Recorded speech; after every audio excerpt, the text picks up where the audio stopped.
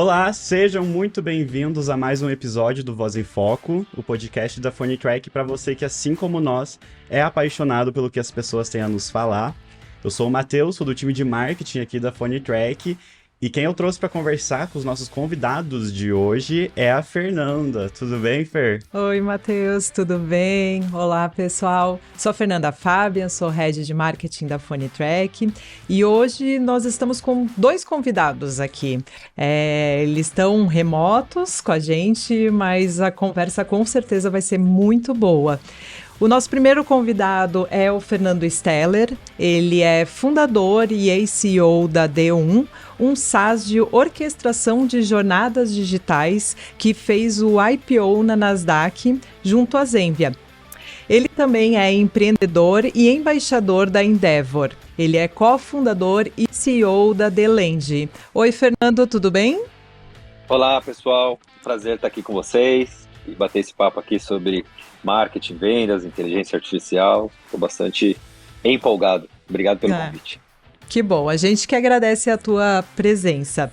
E o nosso segundo convidado é o Lício Carvalho. Ele é especialista em tecnologia da informação e ciência de dados desde o início dos anos 90. Ele já foi cofundador da Tarkena, empresa especializada em tecnologia de inteligência artificial e data mining. Ele foi diretor de inovação do B2W e cofundador da AMI Digital. Atualmente, ele é cofundador da TheLand, que é uma empresa de tecnologia especializada em Open Finance, inteligência artificial, blockchain e finanças descentralizadas. Oi, Lício, tudo bem? Seja bem-vindo. Oi, tudo bem? Obrigado, é um prazer participar aqui com vocês hoje. Que bom. Bacana, pessoal. No dia de hoje, a gente trouxe essas duas feras aí para conversar com a gente um pouco sobre como que a inteligência artificial pode aproximar marketing e vendas. É um assunto que é uma tendência hoje em dia, se fala muito sobre isso, é muito relevante para os resultados das empresas e a gente quer debater um pouco esse assunto, né? Então, a gente quer entender, né, como que vocês enxergam o cenário atual quando a gente se fala, né, em inteligência artificial, aproximando marketing e vendas, e quais melhorias precisam ser feitas para que essa parceria seja cada vez mais assertiva para o resultado das empresas. Bom, vamos lá, posso começar aqui, Lício, falando um pouquinho. É interessante a gente entender que tipo de vendas, né, ou que tipo de produto que nós estamos falando. Eu acho que eu e o Lício temos experiências pregressas aqui, até antagônicas no sentido de go-to-market, no sentido de falar com seus clientes, né? O Lício tem uma experiência muito grande na B2W, onde você tem uma escala quase infinita para falar com milhões e milhões de clientes, né? Onde a parceria com o marketing, ela precisa ser muito, muito próxima, e aí com uma forma de inteligência mesmo, acho que aí o Ulisses pode falar um pouquinho mais. E a minha experiência já é uma experiência mais enterprise, né? Que é aquela venda bem focada, uma venda bem assertiva no sentido de você querer falar com empresas específicas, então são pouquíssimas empresas. Então a D1 ela chegou, né, praticamente de 0 a 100 milhões com menos de 100 clientes, né? Então você pensa que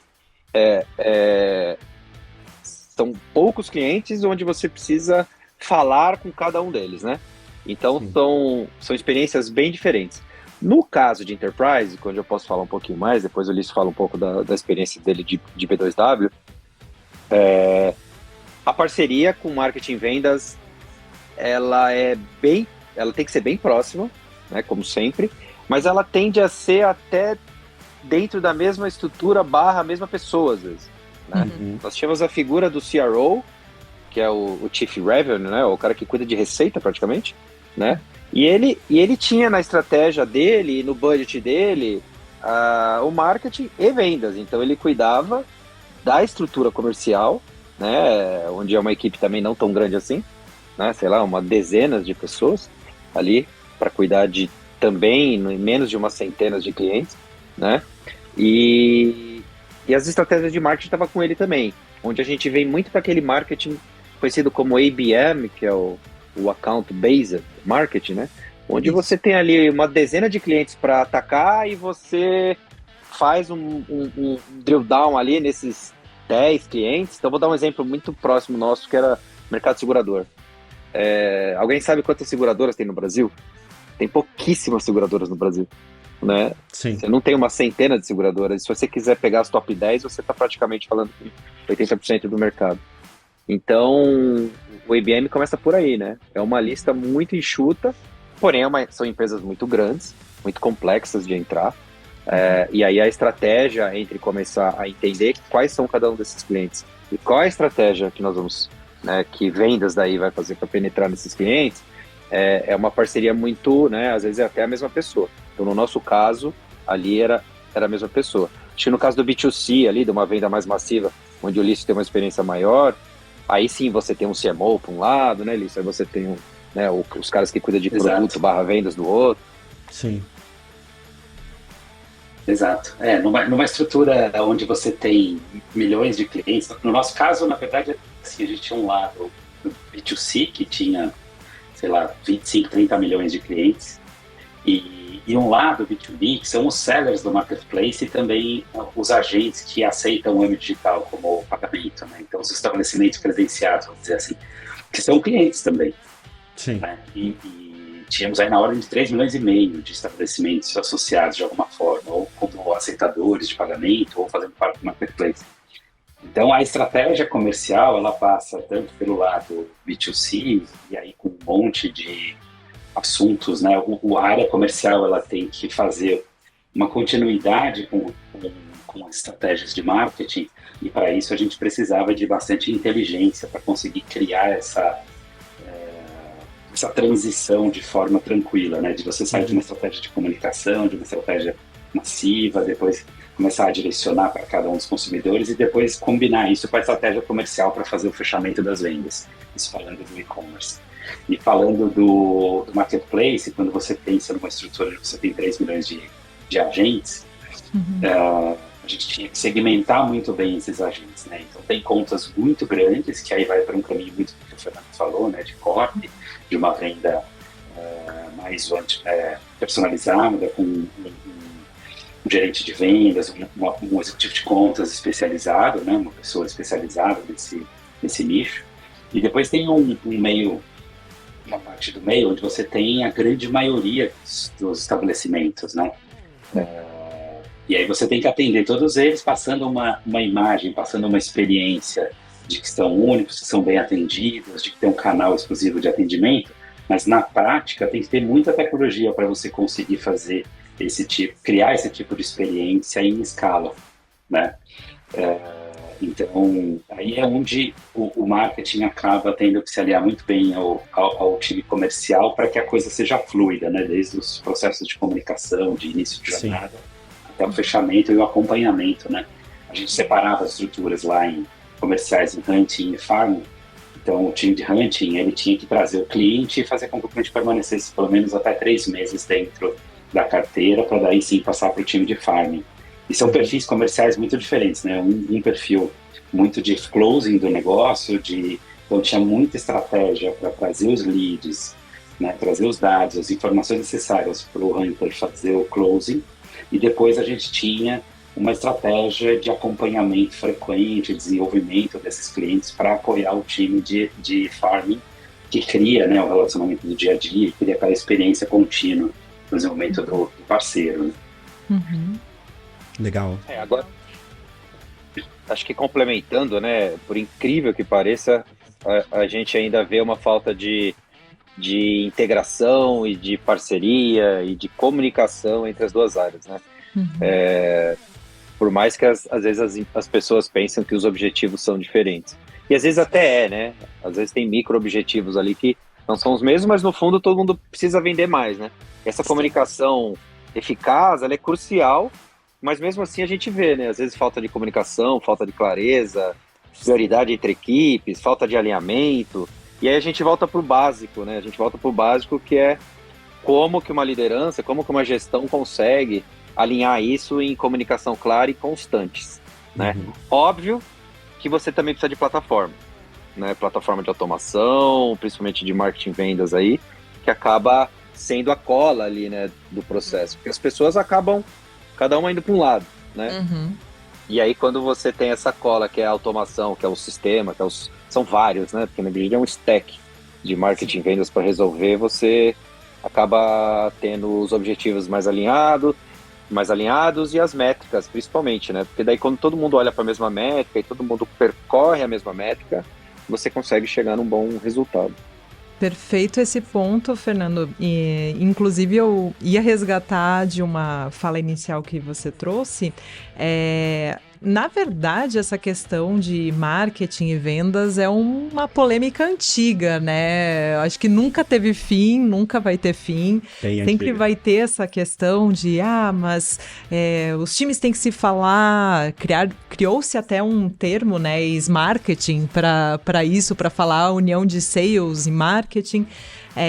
Mas ainda é muito comum a gente ver no dia a dia prático das empresas, de fato, essa divisão quase, né, entre os times. E você trouxe a questão da prática de ABM. E o meu entendimento é que para isso de fato funcionar, e aí eu queria que você estressasse um pouco desse ponto, é que não tem como o ABM funcionar se não tiver essa conexão entre os dois times, né? Um depende inteiramente do outro para fazer acontecer. Marketing sozinho não consegue, no meu entendimento, fazer a ABM funcionar e dar resultados. Assim como vendas também não consegue sozinho funcionar sem dar resultados, no caso, sem ter o apoio de marketing. Como que você vê isso? Falando de enterprise mesmo, né? Assim, nós temos a experiência que o Lício trouxe, aquela experiência que a gente chama de low touch, né? O mais magnética, assim, onde você precisa de artifícios como Google, por exemplo, né? Como mídias sociais, que você precisa fazer com que as pessoas venham, né? E aquela história, né, que o pessoal fala que assim, nós vamos pescar com rede, né? Poxa, você vai mar aberto lá, você vai na internet, você tem produto, esses produtos eles são massificados, eles atingem, né, milhões de pessoas. Então, o marketing nesse momento ele é extremamente necessário e é uma disciplina à parte, inclusive com budgets gigantes e tudo mais, né? Aí no meio do caminho você tem um high touch ali. Continua tendo outbound, né, comunicação de marketing, continua tendo ferramentas, né, mas o que a gente fala é que é one to few, né, ele é um vendedor ali que lida com alguns, né, alguns. No caso do ABM, do Account Base, ele é one to one mesmo. Você tem um Account Executive, né, e esse Account Executive, ele é um cara sênior, na maioria das vezes, e ele vai lidar com esta empresa. E aí, lá na D1, a gente chegava a ter, na verdade, até o contrário, né? A gente tinha vários para um. A gente tinha que ter, às vezes, 3 pessoas cuidando de uma big enterprise. Porque essa empresa era tão grande, que ela se quebrava em departamentos, se quebrava em estratégias, né? E aí, quando a pessoa toma a decisão do lado de lá, de uma grande empresa, também não é uma pessoa só, né? Você lida com um, que é uma grande corporação, mas a decisão ela acaba sendo tomada por vários. Né, o que a gente chama de uma venda de comitê, né?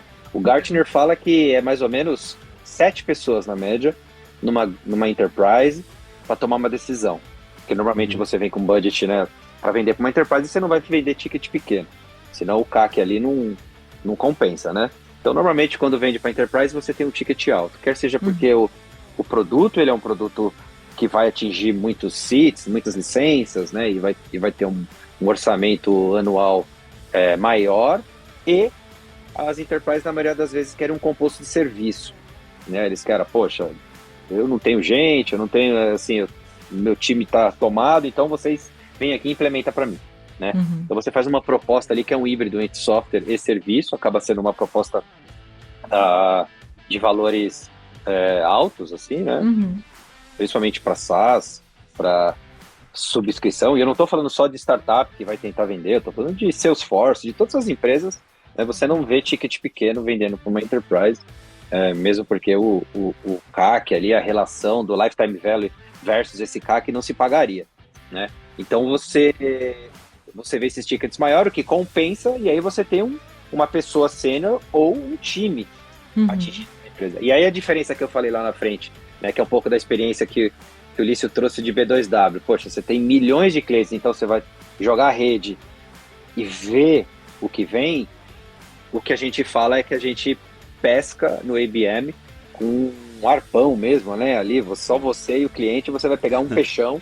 Então você vai ali, você Sim. e ele, e obviamente você estudou muito sobre aquele cliente, logicamente você sabe todas as necessidades que ele precisa, aí você tem toda uma experiência que você já faz previamente com pessoas não tão sêniores quanto o vendedor, mas por exemplo os BDRs, né, que não são os SDRs, né? Os SDRs eles são vendedores mesmo, os BDRs eles levantam a bola, eles entendem o business e passa para o account executivo e aquele negócio bem redondinho, né? Então são mundos totalmente diferentes, né? Isso na Endeavor a gente costuma dar bastante mentoria para as empresas que estão começando e que chega com uma demanda assim, eu vou vender para o pequeno, para o médio, para o grande, a minha empresa é um SaaS, que adere, todo mundo consegue comprar e tal. Aí a primeira coisa que a gente fala é, não, você não vai conseguir. Ou você escolha, porque assim, primeiro que assim, por ser startup, parte do princípio que você não tem todo o tempo do mundo, que você não tem todo o dinheiro do mundo, que você não tem todos os talentos do mundo e que você está numa restrição absurda de budget, de gente, de talento. Então você tem que escolher, né? É aquela história, né? Para vencer a guerra, lá não entraram por Paris, entraram por Normandia, que é aquela, né? Uma prainha que ninguém... É como se fosse invadir o Brasil por Itanhaém, assim, sabe? Ninguém tá vendo ali, tipo, uma praia meio, né, esquecida ali, que não é um negócio muito... Então você vai comendo pelas beiradas e aí você chega lá. Então é um pouco da escolha de você ter um tipo de go-to-market, né? No nosso caso, lá na D1 a gente escolheu muito o go-to-market de account-based, porque ele é bem restrito, para lidar com poucas empresas, né? Na nossa experiência agora de The Land, a gente está mais small e medium, né? Ou pequenas e médias empresas. Aí muda a estratégia também. É uma estratégia bem diferente daquela. Você não tem mais aqueles vendedores sêniores, né? Você tem outra característica de vendedores. E aí você tem aquele one to few, né? Uma pessoa ela já pode atender vários, né? Sim. Mas com um composto maior de marketing também. Com uma estratégia maior de marketing, onde as automações e os processos ali ficam mais claros nesse momento. Sim, e como é importante puxando para o nosso tema, né, de alinhamento entre marketing e vendas, esse ponto que você trouxe agora, como é importante desde o início as empresas também conseguirem dizer não para algumas coisas, né? A vontade é de vender para todo mundo, né? Quem tiver, vem e tá tudo certo. Mas como é importante para a gente conseguir esse alinhamento entre os dois times, ter essas decisões, dizer alguns nãos e dizer o que a gente vai priorizar em termos de estratégia, né? Essa eu diria que é uma das coisas mais importantes, né? Todo mundo fala de foco, né? O foco é importante, mas realmente e a gente sofreu isso na prática, né? Quando a gente começou lá atrás, a gente tinha essa ideia de vender para o grande e para o pequeno, né? Achando que... Porque às vezes o produto ele é aderente, né? E a gente se espelha nas grandes. Então, qual que é a grande referência de todas as empresas de SaaS do mundo? É Salesforce, né? Salesforce foi a primeira, ela colocou o software na nuvem ali de uma forma onde começou a vender subscrição, E aí você olha para Salesforce hoje, ou 10 anos atrás que seja, ela realmente, ela atendia a Petrobras como maior empresa do Brasil e atendia os pequenininhos ali que estavam comprando via internet. E você acha que isso é algo comum e algo correto para você fazer no mercado de SaaS, de Software as a Service, né? E aí eu fui tentar entender, né, e depois com algumas mentorias, inclusive, falando até com pessoas da própria empresa, eles falaram, olha, se você estudar a história da Salesforce, ela só mudou o seu go-to-market depois que ela fez $100 milhões de vendas. Por quê? Só isso. Que você chega... se você colocar em real, então, você está falando de uma venda bem, né, mais de 500 milhões de venda, porque daí quando você tem esse tamanho, você pode ter vice-presidência, né? Você pode ter orçamentos totalmente separados, e aí realmente você é uma empresa que consegue atirar para todos os lados, porque você tem musculatura para isso. Né? Uhum. A startup, a única coisa que ela não tem é isso, né? Então ela tem que escolher, e a escolha não é também de certo ou errado, é uma escolha até muito baseada nos fundadores, né? Da onde você vem, onde você consegue lidar melhor, qual que é a sua experiência. No nosso caso foi muito tranquilo, porque né, a nossa experiência prévia era muito de grandes empresas, de lidar com essas contas maiores, e conseguir fazer alguns cases. Depois que você faz alguns cases, aí você tenta replicar. E assim, o foco ele é tão importante, porque se você pegar uma solução como a nossa era na época, né, uma solução de orquestração de comunicação, em tese, todas as empresas precisam. Uhum. Então assim, se todo mundo precisa, isso pode ser um problema, porque daí você vai vender para quem, né? Você começa por onde? Sim. Então, cabe a você, fundador, /diretores, /time, escolher, né? Escolher um pouco assim, putz, onde que ela é mais aderente? Porque quando você escolhe, né, quando você falou de falar nãos, é muito importante, né? Porque, por exemplo, quando você vai para o Enterprise, você obrigatoriamente já tem que envolver o seu time de produto, porque eles vão ter que colocar uma camada de segurança ali, diferente de uma camada de segurança para você vender para pequenas e médias. Sim. Não que vender para pequenas e médias você não precisa ser seguro, mas quando você sentar com um grande banco, quando você sentar com uma grande seguradora, eles vão fazer perguntas que a pequena e a média não vai te fazer. Sim. E muitas vezes não está preocupada. Por exemplo, você tem a certificação XPTO, né, você tem o método XYZ, né, você usa tal criptografia. O pequeno e médio ele não pergunta, ele acredita que você é seguro e pronto. O grande não, ele quer evidência, ele quer certificação, ele quer saber tudo. Então você já tem que ter um time junto ali com os vendedores para entender, e marketing também, porque isso precisa ser divulgado, né? Eu lembro quando a gente tirou o PCI na época, teve que tirar uma certificação que é específica do mercado de seguros, de serviços financeiros e tal. Seguros não, de cartão de crédito, de serviço financeiro. Aí o marketing fez um oba-oba em cima disso, porque os clientes precisam saber, né? Sim, claro, claro. E Lício, falando dessa integração ainda entre times de marketing e vendas, você que veio de um mercado B2C, agora atuando mais B2B, olhando para SMB, então, né, que é o caso da Delend, o que você vê mais de diferenças entre esses dois times, juntamento aí dos times, né, entre marketing e vendas do B2C para o B2B? Tá no mudo aí. Lício? Oi, gente, desculpa. Oi. Um barulhinho aqui perto, eu tinha colocado um. Acho que a principal diferença, ela tá no canal. Assim, quando a gente fala de inteligência para você fazer a transição do marketing para vendas, tem uma série de técnicas e tecnologias que apoiam. Né? Então, desde ferramentas de automação de marketing, ferramentas de DDM, ferramentas de AI, clusterização e personalização de conteúdo e de dados a respeito da tua massa de clientes, né? E de um lado, essas ferramentas e essas informações apoiam estratégias de marketing, do outro lado, elas apoiam uma comunicação efetiva na hora da relação comercial, né? No acompanhamento e no fechamento dos contratos. Agora, quando a gente fala de uma base muito grande, tudo tem que ser automatizado. Então, os canais de comunicação são automatizados. A gente vai acabar usando muito plataformas, redes sociais, Google e outros canais digitais, e a gente vai buscar espaços massificados e tentar otimizar e tentar personalizar o máximo possível essa comunicação digital de massa, né? Mas tem um limite. Quando a gente vai para uma estrutura mais SMB, é onde você vai ter uma relação com algum tipo de time de venda, e esse time de venda, quem vai fazer, o Fernando sempre usa o termo de others people touch, né? Então, na verdade, a gente tem uma rede, essa rede é que vai falar com o cliente final.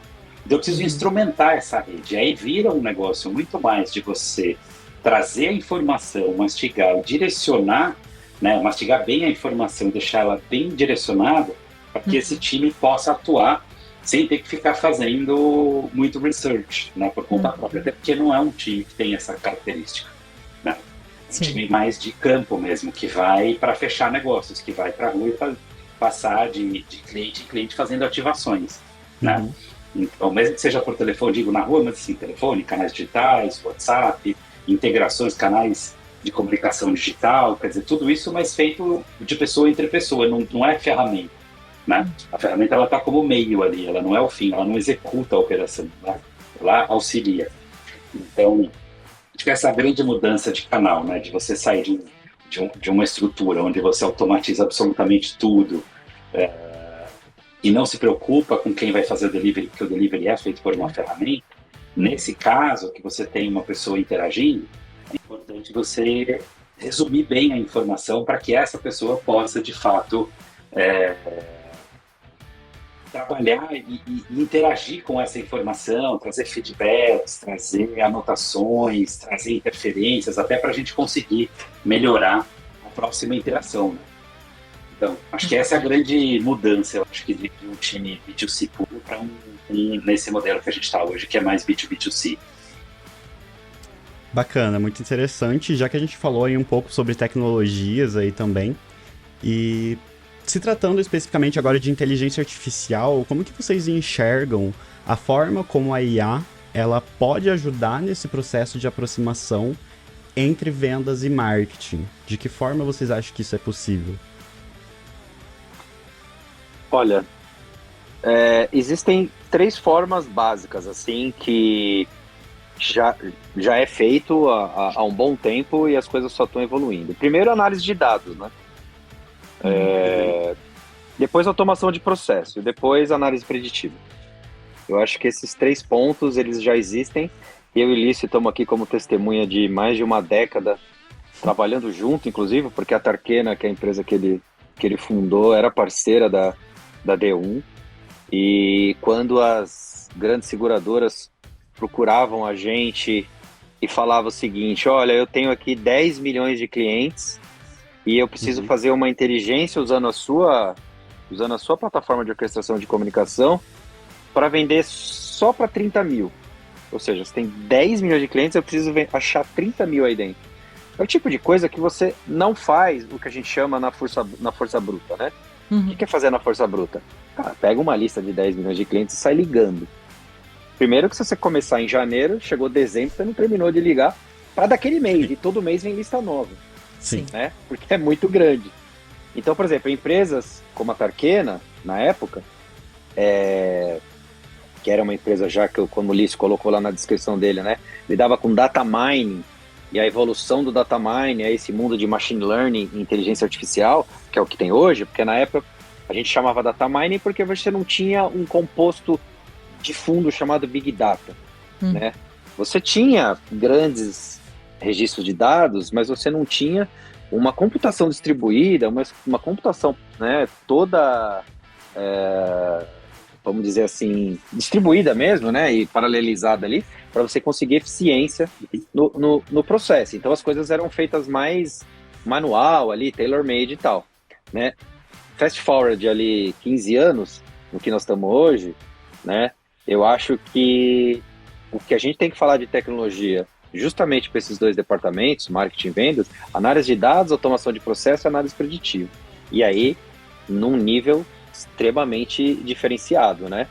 Então, quando a gente falava assim, né, eu passava lá para a Tarkena, falava: gente, eu tenho aqui 10 milhões de registros e eu preciso achar 30 mil pessoas para comprar, era bastante trabalho ali de análise de dados, bastante trabalho de análise preditiva e depois automação de processo, porque senão você não chega, né? Na época vendia muito por call center, né? Os nossos clientes, a seguradora vendia muito por call center, então você imagina, né? Não tem como você mandar uma lista de 10 milhões de clientes por call center. Então a gente mandava uma lista de 100 mil, de 150 mil clientes, já ordenada, né? Já ordenada no sentido, ó, o cara que é mais propenso, eu estou falando de análise preditiva, porque no fundo é preditiva porque é estatístico, né? Existe uma chance grande dessa pessoa comprar esse produto, E aí você quebrava em 10 ali, os famosos DCs ali, e falava, ó, liga primeiro para esses caras, depois para esse, depois para esse, depois para esse, depois para esse, né?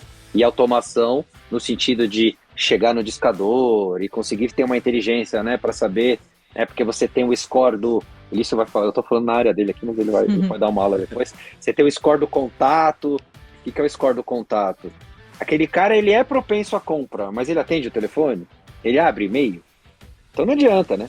Porque o cara, ele é totalmente propenso, ele tá disposto a comprar, mas você não tem o reach out, né? Você não chega nele, você não consegue contactar ele. Então você tem que ter o score do contato, depois você tem que ter o score da compra efetivamente. Então isso a gente já fazia há 20, 15 anos atrás.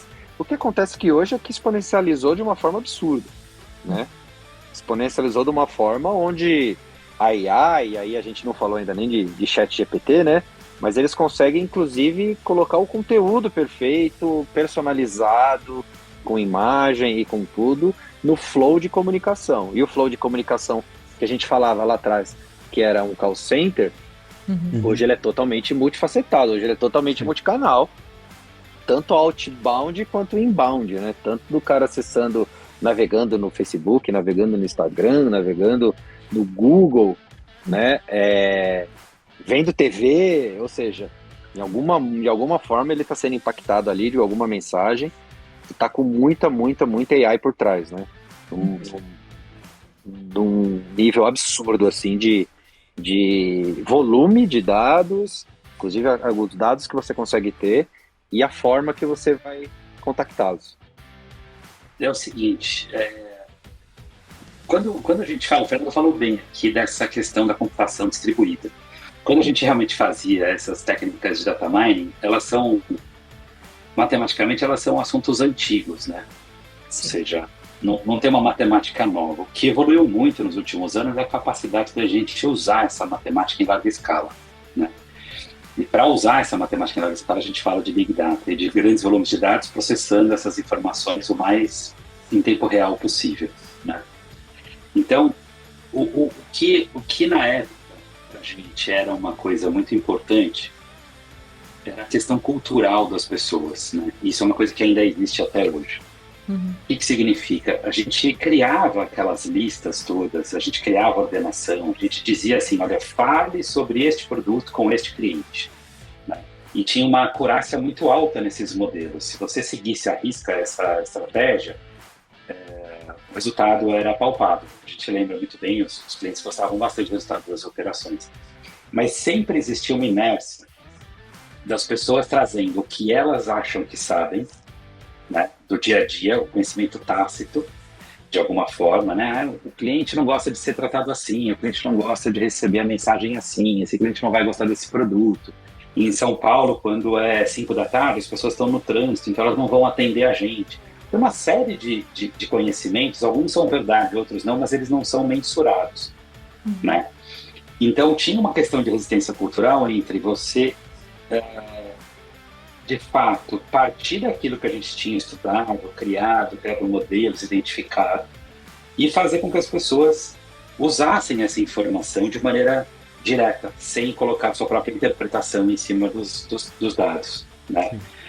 Óbvio que existe um equilíbrio entre o que as pessoas sabem e o que os dados dizem, mas isso tem que ser feito antes. Na hora da execução, já não é mais hora de você olhar opinião. Ali o dado já é muito bem trabalhado, ele já está numa certa direção. O que eu estou dizendo é o seguinte, eu vou dar um caso muito prático. A gente tinha uma operação em que a gente buscava aumentar, sei lá, uma taxa de 2% de sucesso. Em determinadas operações isso é um volume alto, por exemplo, para e-mail, o resultado de 2% de conversão não é baixo, né? A gente queria aumentar isso para 2,5%.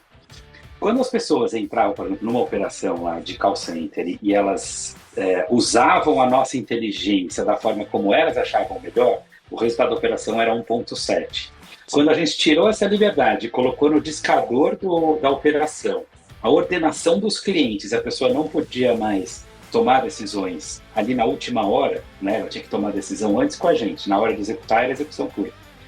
A operação subiu para 3,5%, 4% de resultado. O crescimento foi mais do dobro da operação, né? Sim. É claro que é sempre importante ouvir o cliente, é sempre importante ouvir também a operação, é importante a gente coletar métricas, e aí o jeito da gente ouvir a operação não é mais a pessoa dizendo, mas é sim a gente metrificando, a gente criando relatórios, a gente estudando o comportamento e trazendo esse conhecimento da operação para dentro dos modelos e para dentro da estratégia global, né? Então, dado que assim, o grande paradigma é você tem muita tecnologia, existe inteligência artificial, existem uma série de técnicas matemáticas e estatísticas para a gente criar realmente valor nas operações, mas precisa ter um alinhamento estratégico geral, né, de como que isso vai ser implementado. E eu acho que o momento em que a gente está vivendo hoje, a escala de processamento dessas informações é muito grande. A gente consegue realmente usar as tecnologias de Big Data em larguíssima escala. E é nesse ponto em que eu acho que começa a entrar o valor de tecnologias como o ChatGPT que está aparecendo.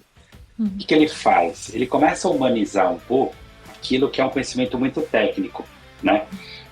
Voltando só um tiquinho atrás, qual que é a minha opinião sobre a resistência das pessoas em relação à tecnologia? Elas não entendiam. É um ambiente árido. Quando você fala Sim. de algoritmos matemáticos, quando você fala de computação, você já separa uma parte grande das pessoas que já falaram, isso eu não entendo, então, portanto, eu já começo a resistir de alguma forma, começo a pensar do meu próprio jeito. E é da natureza humana isso. Agora, com essa evolução das tecnologias, e as tecnologias sendo capazes de se auto-explicar, de trazer dados de forma textual, de trazer conhecimento de forma textual, começa a nascer uma oportunidade de se fazer coisas novas e usando a própria tecnologia para aproximar as pessoas dos algoritmos, né? E talvez o conhecimento técnico ele deixe de ser tão necessário, né? E ele vai ser necessário, obviamente, na parte da estruturação e dos projetos, mas ele não vai ser mais necessário na interação. E aí, nesse ponto da interação é que eu acho que começa a ter uma grande mudança agora. Acho que a gente está só na pontinha do iceberg com esses novos algoritmos aí de grande escala, né? O que eles chamam de Large Language Models, né? Os LLMs. Não só os de linguagem, mas existem modelos também muito grandes agora sendo feitos em outras direções, né? Tanto na parte, por exemplo, de computação visual para self-driving de automóveis, ou na parte de interpretação de linguística, ou na parte de interpretação de dados financeiros. Existe um projeto muito grande do Google em relação a projetos de dados financeiros pré-processados para que você possa usar no mercado. Então, acho que isso começa a nascer agora, essa nova era onde a tecnologia começa de novo a fazer mais parte do dia a dia das pessoas por estar mais acessível, por estar mais fácil de lidar com ela. Legal. E pegando esse gancho... Oi? Não, eu ia falar que, assim, só para complementar, eu acredito que a inteligência artificial hoje, ela já seja a maior vendedora do mundo. Por quê? Porque, vamos pegar com o e-commerce global, né? Sei lá, tem um relatório que fala que em 2025 nós estamos falando de quase 3,5 trilhões de dólares em vendas, né? Então, o e-commerce no Brasil já estão falando de chegar perto de 200 bilhões de reais, né? Não sei se ano que vem, esse ano, mas é algo factível. O Polício, ele vai concordar comigo. Hoje, eu não diria que, sei lá, pelo menos 1/3 de todas as vendas de e-commerce é feito por sistemas de recomendação. Né? A Amazon começou isso lá atrás, o famoso quem compra isso, compra aquilo. Isso já era um collaborative filtering relativamente avançado na época, um sistema que você tinha que entender todos os touchpoints, onde todo mundo está clicando, onde todo mundo está se interessando, né? E aquilo sobe no ranking ali, ou sobe na tela das pessoas, as pessoas olham aquele produto e colocam no carrinho. Sim. Né? Eu vi um relatório, não sei se é científico, enfim, ouvi um comentário, não vou me comprometer com esse valor, mas parece que 40% das vendas da Amazon era relacionada a quem compra isso, compra aquilo. E por trás tem muito processamento de dados e muito AI. Então, se você pensar que isso só evolui Se você pensar que estão falando em 3 trilhões, que eu não sei nem que tamanho de dinheiro é esse, de dólares, sendo que quase metade é feito por sistemas de recomendação, a AI hoje já é a maior vendedora do planeta. Entendeu? Disparado. Sem dúvida.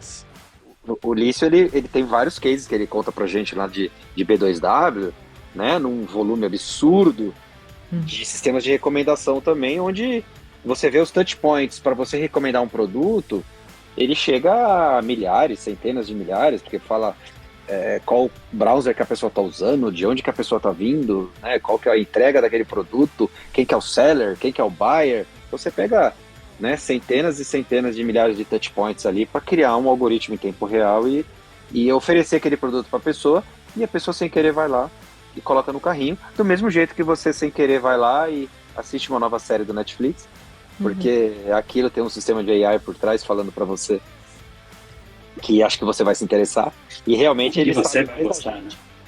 Ele sabe mais da gente do que a gente. Sem dúvida, eu não tenho dúvida nenhuma disso.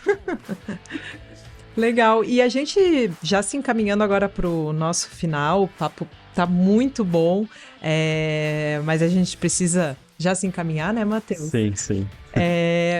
Que pegando esse gancho que vocês agora mencionaram bastante sobre a inteligência artificial, sobre dados, que dicas mais práticas que vocês dariam para times de marketing e vendas que querem olhar mais para os dados de forma estratégica para tomar uma decisão? Uma pergunta bem simples, bem fácil, assim, para a gente fechar. Você diz de ferramentas disponíveis, assim? Acho que a gente pode ir mais pro lado de como interpretar tanto de dados que vêm por tantas ferramentas hoje em dia e como marketing e vendas podem fazer essa consolidação para obter decisões mais estratégicas, sabe? Certo.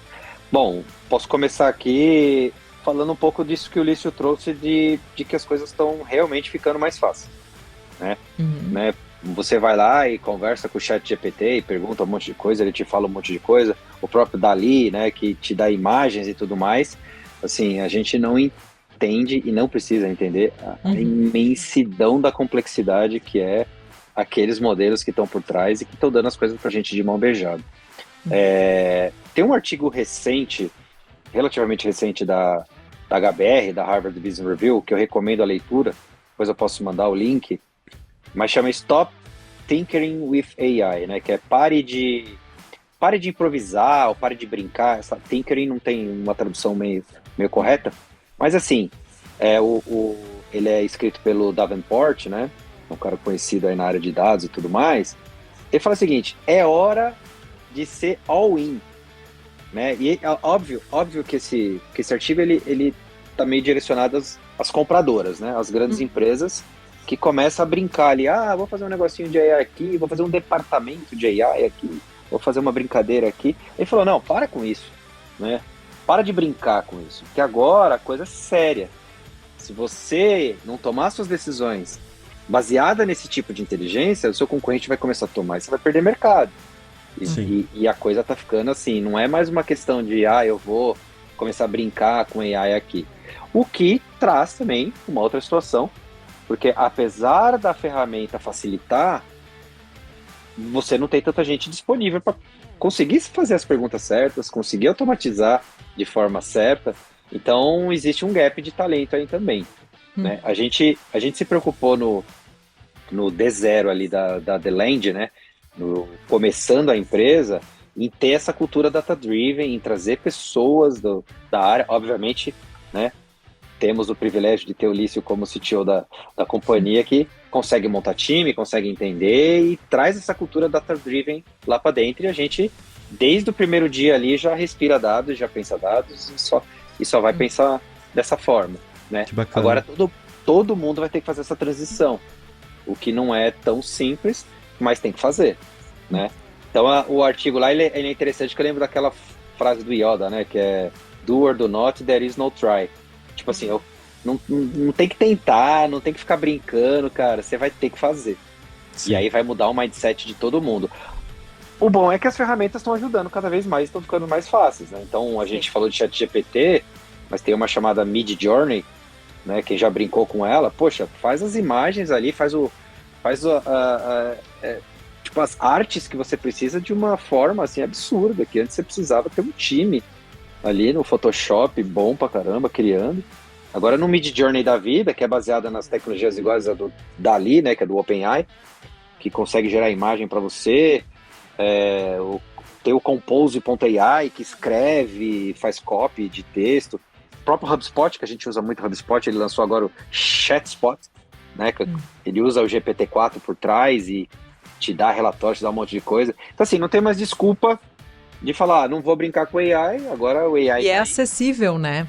É acessível. Você falou uma porrada de ferramentas agora, e sei que tem uma lista mais imensa ainda, além dessas que você falou. E tudo isso é poucos cliques, né? Basta realmente ir lá e tentar fazer, né? Como você mencionou. Exato. Se eu puder complementar aqui, a minha dica para... Por favor. A minha dica seria assim, começa hoje. Sim. Eu quero dizer o seguinte, 95% dos casos em que eu vi um projeto de dados não dar certo, porque as pessoas erraram no básico, né?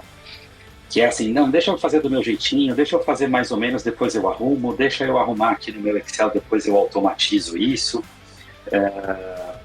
Não, começa hoje do jeitinho certo, é assim, metrifica toda a tua operação, metrifica todos os pontos de contato, metrifica toda a jornada do teu cliente, toda a jornada de comunicação que você tem com ele.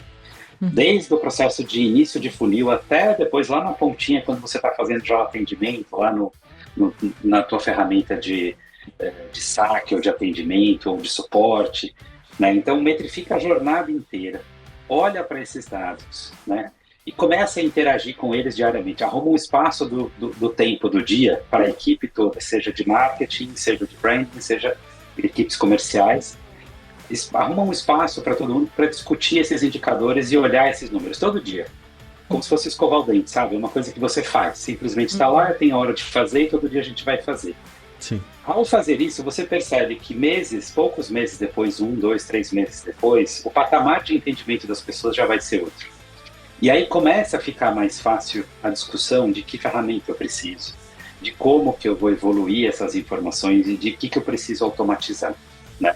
Fica mais fácil também contratar pessoas, porque o time começa a entender o que ele está precisando, perguntar para os dados, né? Tem perguntas simples que pessoas de todas as áreas são capazes de fazer, tem perguntas que você vai precisar de um data scientist para te ajudar a modelar. Mas o próprio time interagindo, mexendo com os dados, ganhando intimidade com o dado mesmo, perdendo aquela resistência inicial, eu acho que esse é o principal ponto que eu acho que faz toda a diferença num projeto de dados. Ferramenta, como o Fernando falou, assim, não falta ferramenta para facilitar a vida da gente, não falta alternativa. Mas para começar, do basiquinho, não pode errar o básico, tem que ter o dado. Uma coisa que até hoje, assim, eu ouvia nos primeiros projetos da Warehouse, sei lá, 97, 98, tinha uma frase muito comum, que era garbage in, garbage out. Ou seja, se você coloca dado ruim, vai sair modelo ruim, vai sair resposta ruim. Se você coloca dado bom, vai sair resposta boa, né? Então, é muito importante trabalhar isso, assim, a qualidade e a origem do dado que você vai usar para tomar suas decisões, né? Bacana, Comece então. hoje. Com certeza. Ótimo. Se ficou o recado aí, galera. Não tem como fugir disso, não. Bom, pessoal, agora leva um tempo pra gente digerir essa monte de informação, essa monte de dica valiosa que eles trouxeram pra gente. Com certeza foi uma conversa muito enriquecedora. Desligar aqui, sair testando tudo, isso agora, estudar, né? Não tem como fugir agora, né? Ficou o recado, ficou o ultimato aqui nesse episódio. E é isso aí. Bom, no primeiro lugar, a gente quer agradecer o Steller e o Lício por essa conversa, por terem cedido aí uma parte da manhã de vocês para ter essa conversa que a gente com certeza vai extrair muita coisa e tenho certeza que quem está assistindo e ouvindo a gente também vai tirar muita coisa disso. Então, muito obrigado por terem cedido o tempo de vocês, a gente fica bem feliz de ter tido essa conversa, viu? Valeu. Obrigado a vocês. Valeu, gente. Obrigada, Obrigado, gente. foi um prazer. E Valeu. também, finalizando aqui, agradecendo a minha co-host, a nossa apresentadora Fernanda, que mais uma vez arrasou aí na apresentação. Muito obrigado, viu, Fer? Obrigada, Má. Então, gente, é isso. Novamente, assim como eu sempre falo, site, redes sociais, tudo sobre os nossos convidados vão estar aí na descrição do nosso episódio. E a gente se vê no nosso próximo episódio. Um abraço e até mais.